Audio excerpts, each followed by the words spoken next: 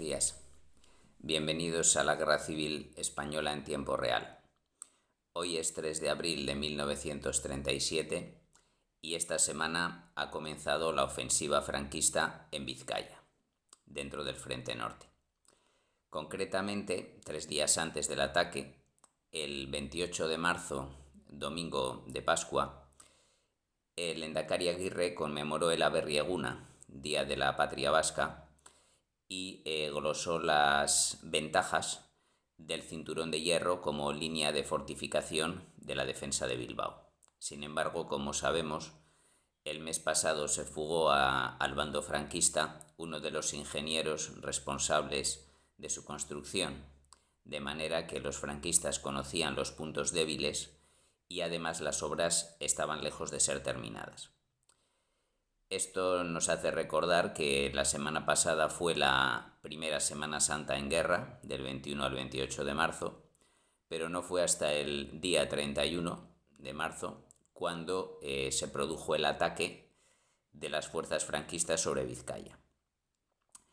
De las 4 brigadas navarras que formaban parte de la ofensiva, el 31 de marzo atacaron 3, 2 desde Guipúzcoa, la primera de García Baliño y la tercera del coronel Latorre, concretamente desde Arechavaleta y Mondragón, en el sur y centro de Guipúzcoa, cerca del límite con Vizcaya, y desde Villarreal de Álava, la cuarta brigada de Navarra, bajo el mando de Camilo Alonso Vega. Este ataque fue acompañado por bombardeos de la aviación, concretamente varios aviones italianos procedentes de Soria bombardearon las localidades vizcaínas de Durango y Elorrio, siendo escoltados por varios cazas desde la base de Logroño. Fueron de hecho varios bombardeos a lo largo del día, tanto mañana como tarde, en ambas poblaciones, y el número de aviones atacantes osciló entre 3 y 5 bombarderos y 5 y 9 cazas. Las víctimas entre la población civil fueron abundantes. El número más bajo que dan los historiadores es de 80 y el más alto de 250. Entre los edificios atacados estaban 2 iglesias, la de Santa María, hablamos de Durango, las iglesias de Santa María de Uribarri y la iglesia de los jesuitas, y un convento de monjas, el de Santa Susana. Entre las víctimas, por tanto, hubo 14 monjas y 2 sacerdotes que estaban oficiando misa en cada una de las iglesias mencionadas, lo cual naturalmente fue aprovechado por la propaganda republicana para recordar que los franquistas que se decían católicos bombardeaban iglesias en plena celebración, aunque probablemente las iglesias no eran objetivo. Los bombardeos de la época, como también pasa muchas veces con los actuales, eran muy poco precisos. Se bombardeaba a mansalva a las poblaciones independientemente de donde cayeran las bombas.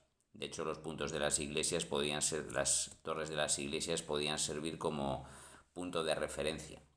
La idea era aterrorizar a la población civil para destruir su moral e interrumpir las líneas de abastecimiento de las tropas que luchaban en el frente. Al día siguiente, 1 de abril, las fuerzas franquistas lograron sus primeros éxitos en el frente de Vizcaya, cuando la tercera brigada de Navarra tomó el monte Murumendi al oeste de Mondragón. Bueno, es todavía provincia de Guipúzcoa, pero muy cerca del límite con Vizcaya. Y la cuarta brigada procedente de Álava consigue ese mismo día tomar el monte Gorbea, que está en el límite entre Álava y Vizcaya. Sin embargo, la reacción republicana el 2 de abril les permite recuperar esta decisiva cumbre. Por lo tanto, ahí se interrumpe el avance franquista desde el sur. Casi toda la campaña vasca será entre el límite entre Guipúzcoa y Vizcaya, y los ataques desde Álava, tras este fracaso en el Gorbea, serán más tardíos y puntuales.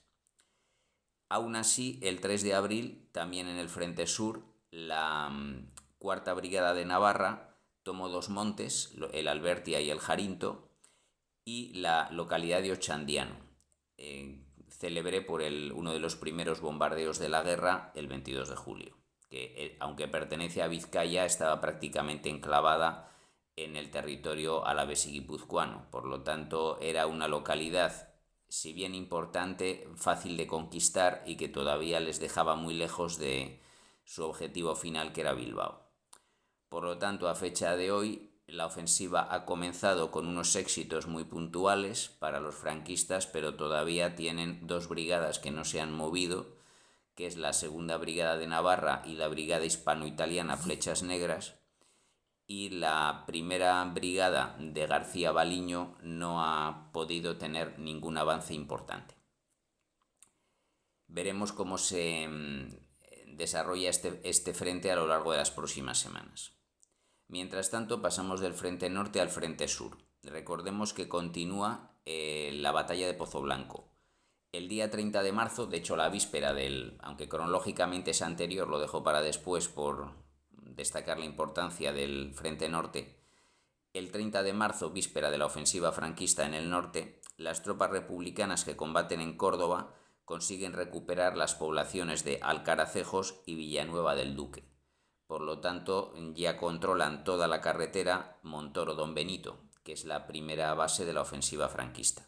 Y ahora, a principios de abril, aunque no he podido saber las fechas exactas en que ocurre, de hecho puede que sea a partir del día 4 la próxima semana, Pérez Salas, al mando de las tropas del sector republicano en Córdoba, organiza una contraofensiva para avanzar hacia la carretera de Córdoba a Llerena.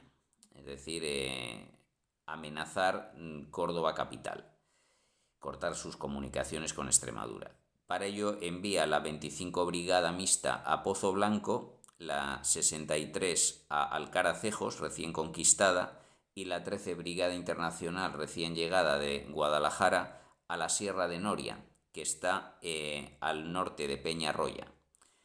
Estas tres brigadas avanzarán hacia Villaarte, respectivamente, hacia Villarta, Espiel, Peñarroya, que son los puntos desde donde salieron las columnas franquistas para avanzar hacia Pozo Blanco, y además la 13 Brigada Internacional tendrá que desviarse hacia Fuente Ovejuna para flanquear a las fuerzas franquistas. Veremos a lo largo de la próxima semana también qué resultados tendrá esta contraofensiva. Pero los resultados que tienen son también muy trágicos y paralelos a los del Frente Vasco. El día 1 de abril, para preparar esta ofensiva sobre la carretera Córdoba-Llerena, la aviación republicana bombardeó la ciudad de Córdoba. Desconozco el número de víctimas, no he podido localizar datos del bombardeo del 1 de abril en Córdoba, si hubo víctimas civiles y exactamente qué se pretendía con ello. Pero lo cierto es que Queipo de Llano decide responder ese mismo día con un ataque similar contra la ciudad de Jaén.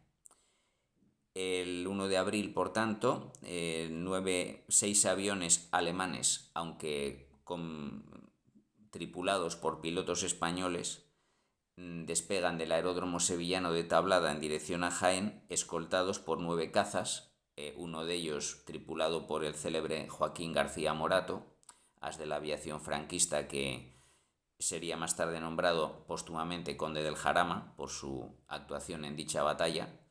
Estos cazas, entre los que está la escuadrilla de García Morato, Escuadrilla Azul, despegan desde Córdoba y dan escolta a los 6 bombarderos que llegan a Jaén, y el bombardeo es completamente indiscriminado. Jaén no tiene industrias y prácticamente no tenía personal militar, ya que las tropas republicanas que combatían en el frente estaban básicamente en Andújar.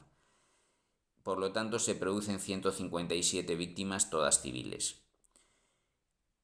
Esta represalia tiene a su vez otra represalia, como ya vimos en Madrid, en Málaga, en Bilbao y en muchos otros, en Santander, en muchos otros lugares. Allí donde se produce un bombardeo de la aviación franquista, las milicias republicanas ordenan represalias, que pueden ser más o menos espontáneas, sobre los presos políticos.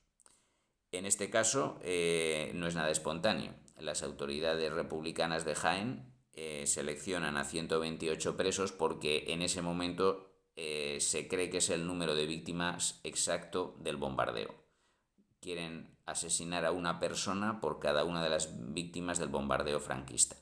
Las investigaciones posteriores aumentan el número de víctimas a 157, pero lo que en aquel momento habían cifrado era 128 muertos, por lo tanto 128 presos fueron conducidos a lo largo de los días siguientes, entre el 2 y el 7 de abril, al cementerio de Mancha Real, a 20 kilómetros al este de la ciudad de Jaén, y fueron fusilados.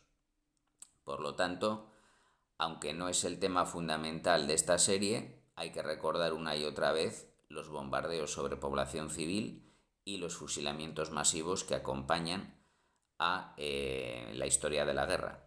No son exclusivamente los acontecimientos militares y políticos. Por lo tanto, son breves los acontecimientos esta semana, pero muy decisivos y muy trágicos, y habrá que continuar con ellos a lo largo de los días siguientes. Muchas gracias por escucharme y hasta pronto.